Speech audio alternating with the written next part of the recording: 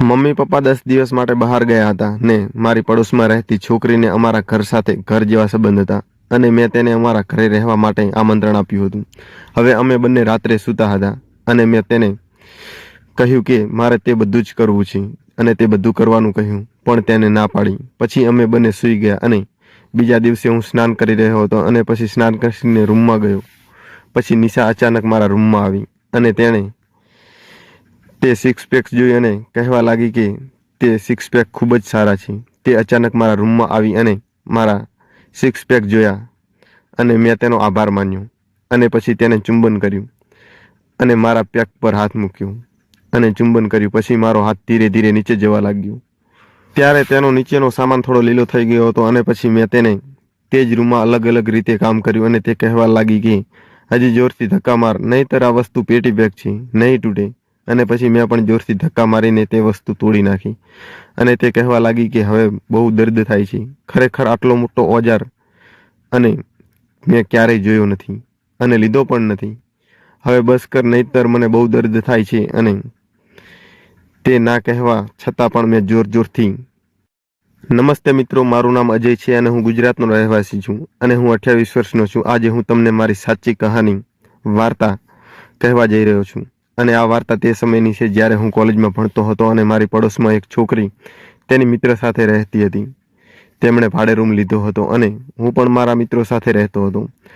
તેમણે એક રૂમ ભાડે રાખ્યો હતો. તે છોકરી મારી સાથે કોલેજમાં ભણતી હતી. તેનું નામ નિશા હતું.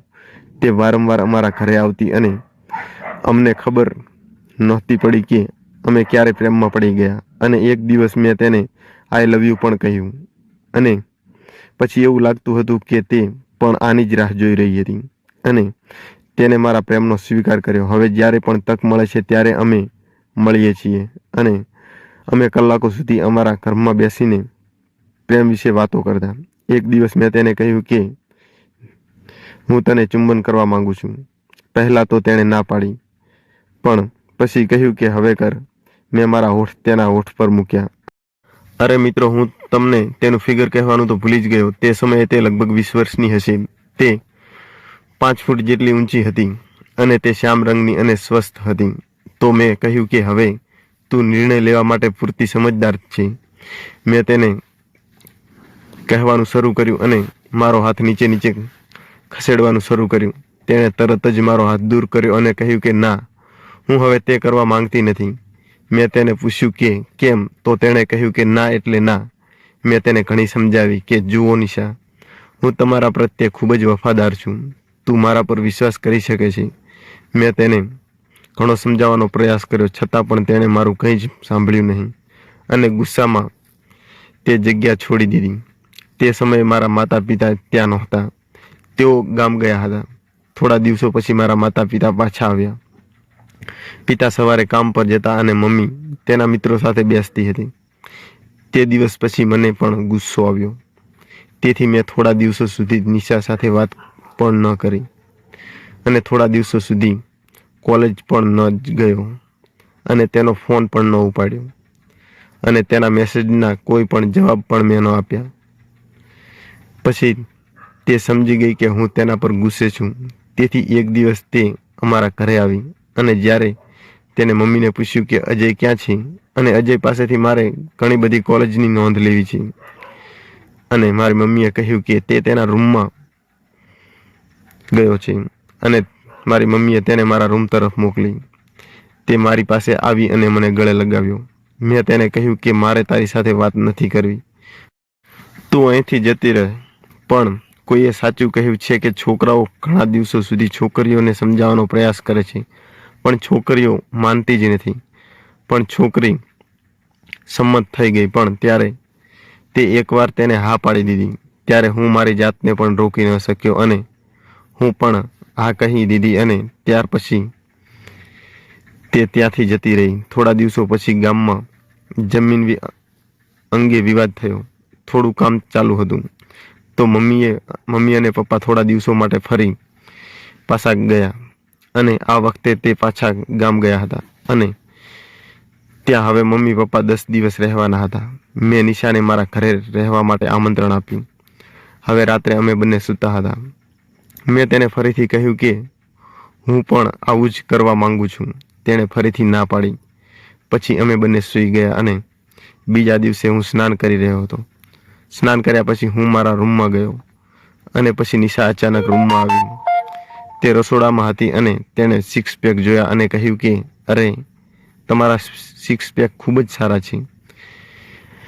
મેં તેનો આભાર માન્યો અને પછી તેની પાસે જઈને તેને ચુંબન કર્યું અને સમજાવ્યું કે જો હું તને હમણાં કહીશ તો તે ના પાડી શકશે નહીં. અને પછી મેં તેનો હાથ મારા પેક પર રાખ્યો અને ધીમે ધીમે મેં પણ એવું જ કરવાનો પ્રયાસ શરૂ કર્યો. તેણીએ ના પાડી, પણ જ્યારે તેણીએ મને ફરીથી જોયો ત્યારે તે હા પાડવા લાગી. તે દિવસે અમે ઘણીવાર તે બધું જ કર્યું અને તે મારા જીવનનો બીજો અને તેના જીવનનો પહેલો પ્રેમ હતો.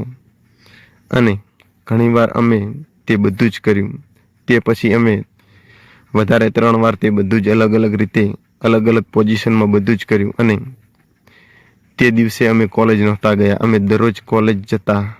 હવે અમે દરરોજ કોલેજ જતા હતા અને પછી તે બધું જ કરતા. અને રાત્રે પણ, રાત્રે ભોજન પછી ઘણીવાર અલગ અલગ રીતે અલગ અલગ કસરત કરતા અને અલગ અલગ પોઝિશનમાં કરતા અને પછી સૂઈ જતા. અમારું જીવન હવે ખૂબ જ સારી રીતે ચાલી રહ્યું હતું. ઘરનો કોઈ ખૂણો એવો બાકી નહોતો કે અમે તે બધું જ કર્યું ન હોય. થોડા દિવસો પછી મમ્મી પપ્પા આવ્યા અને ઘરની સફાઈ જોઈને મમ્મી એ મજાકમાં કહ્યું કે ઓહ વાહ, શું કોઈ છોકરી આટલું સારું ઘર સાફ કરવા આવી હતી? હું થોડી વાર તો ડરી ગયો. તે પછી નિશા 2 વર્ષ શહેરમાં રહી. તેથી જ્યારે પણ અમને તક મળે ત્યારે અમે તે બધું જ કરતા અને મેં તેની સાથે 2 વર્ષ સુધી ઘણીવાર તે બધું જ અલગ અલગ રીતની અલગ અલગ પોઝિશનમાં કર્યું હતું. અને મેં કોઈ પણ પ્રકારની હવે તેની સાથે કસરત બાકી રાખી નહોતી. અને તે કરતી વખતે તે ઘણી ગુસ્સે થઈ જતી અને કહેતી કે હવે ધીરે કર, બહુ દર્દ થાય છે. તે પછી કોલેજ પૂરી થયા પછી તે તેના ઘરે ગઈ અને ત્યાં તેના લગ્ન થયા. અને આ સાંભળ્યા પછી મેં પણ લગ્ન કરવાનું નક્કી કર્યું અને મારા પરિવારના સભ્યોએ મારા પણ લગ્ન કરાવ્યા. હવે હું મારી પત્ની સાથે આ બધું જ કરું છું અને મારી પત્ની પણ ખૂબ જ સારી દેખાય છે. તો મિત્રો, આ મારી સત્ય વાર્તા હતી. અને મિત્રો, વાર્તાનો આગળનો ભાગ સાંભળવા માટે ચેનલને અવશ્ય સબસ્ક્રાઈબ કરી નાખજો. ચેનલ પર ન હોય તો લાઈક, શેર અને કોમેન્ટ અવશ્ય કરી દેજો. અને મિત્રો, હા, તમારે મારી પત્નીની અને મારી એ સ્વર્ગરાતની વાર્તા જોઈતી હોય તો ચેનલને અવશ્ય સબસ્ક્રાઈબ કરી નાખજો અને કોમેન્ટમાં ભાગ 2 લખી નાખજો. તો ચાલો મિત્રો, ચેનલ પર ન હોય તો અવશ્ય સબસ્ક્રાઈબ કરી નાખજો. અને હા, વાર્તાને તમારા મિત્રો સાથે શેર કરજો. મિત્રો, વાર્તાનો આગળનો ભાગ આનાથી પણ વધારે રોમાંટિક છે. તો મિત્રો, ચેનલને અવશ્ય સબસ્ક્રાઈબ કરી નાખજો. તો ચાલો મિત્રો, આજની વાર્તામાં આટલું અને ફરી કાલે મળીએ એક નવી વાર્તા સાથે. ધન્યવાદ.